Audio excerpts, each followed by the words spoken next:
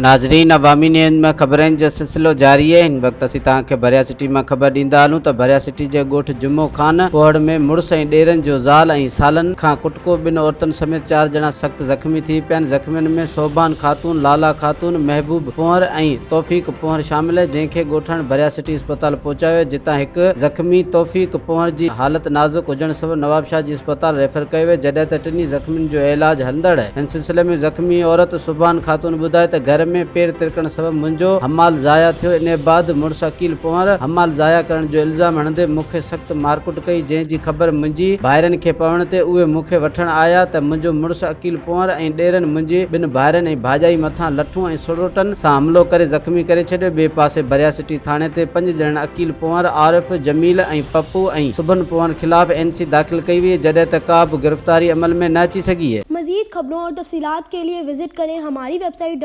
www.awamiNewsHD.com।